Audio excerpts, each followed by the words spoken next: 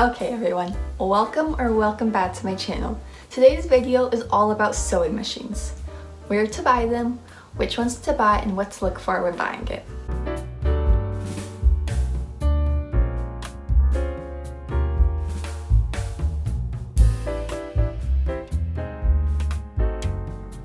So first, when shopping for a sewing machine, you want to make sure that it has these 4 things. First, it needs to be able to make a straight stitch. This is the most common stitch in sewing and definitely vital for a sewing machine. I'm pretty sure all sewing machines have this, but just make sure that yours does. Next, it needs to have a zigzag stitch. Typically, I use a zigzag stitch to go around the edges of my fabric to keep the fabric from fraying. An overall locker also does this, but this is a completely different machine that costs money and typically isn't a necessity when you just can use a zigzag stitch. Next, it needs to have an adjustable stitch length. Stitch length is very important when it comes to gathering fabric and also sewing basting stitches. Also, it needs to have adjustable tension. As I said before, for gathering fabrics, you need to be able to adjust the tension, which is why you want to make sure that your sewing machine has that. When buying a sewing machine, there's 2 brands that I'm very familiar with. I know lots of other beginner sewers use, and those are a Singer and a Brother sewing machine.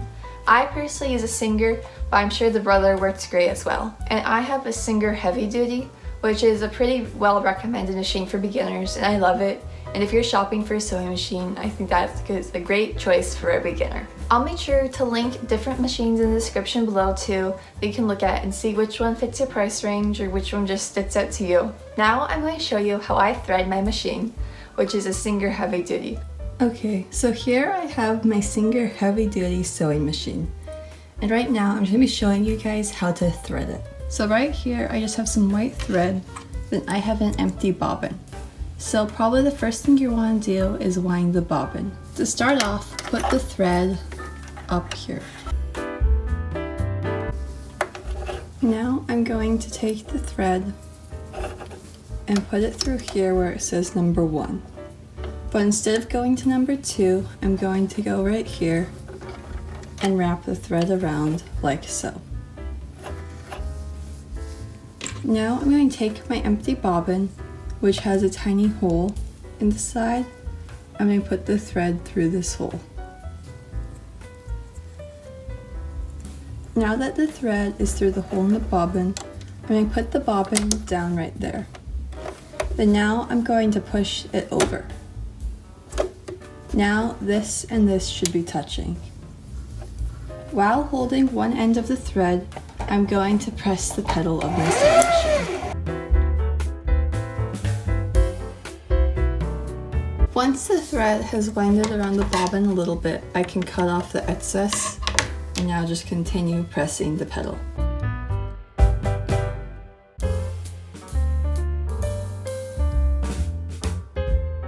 I have stopped winding the bobbin. Once looking at the top, it looks like it's about halfway full of thread. You could wind it a bit further if you would like, but I normally just do it this way. Now I'm going to cut the thread. I need to make sure I pull this back this way, then lift up. And I can set the bobbin aside for now. Now to actually thread the sewing machine. I'm going to take my thread out from there and now thread it through 1. As so. Now that I have it threaded through 1, I'm going to take it and put it into 2. So that way the thread lies right there. Now I can pull it down this way. Now I have the thread coming down, I'm going to loop it up and around.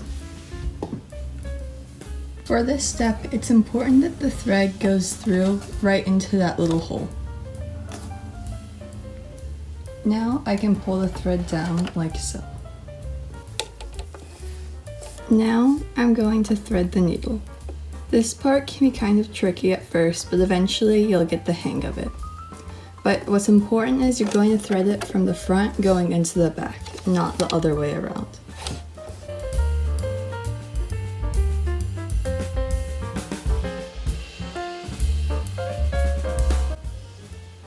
Now that the needle is threaded, I'm just going to take my thread and pull it through.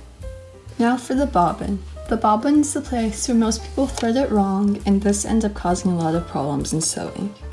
To start off, push this black piece to release this. Now take your bobbin with thread on it. First, you're going to want to make sure the bobbin has a thread coming this way, not this way. Now you're going to lay it flat down. This part is difficult to see, but there is a little silver notch right there. And I'm going to take my thread and pull it through. Now I'm just going to let my thread hang off the side and take the plastic cover and put it back, like so.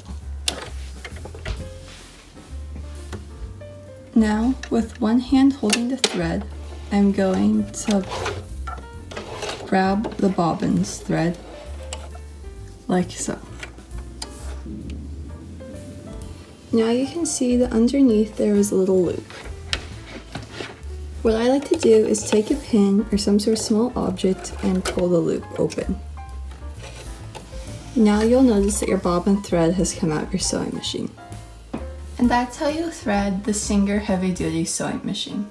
Thank you so much for watching this video, and I hope you found it useful and you learned a lot from it. In case you don't already know, this is part of my series about how the beginner sewer can sew their ultimate dream wardrobe in only 12 weeks. This is week 3, and in this series, I teach you everything you need to know about sewing for the complete beginner, and I walk you through how to sew your own garments. So make sure you subscribe and ring the notification bell if that interests you, so that way you can keep following along. Additionally, make sure you follow me on Pinterest and Instagram to find sewing tips and tricks, as well as outfit inspo, and to follow along with what I'm doing. Thank you so much for watching this video, and I look forward to seeing you next week. Bye!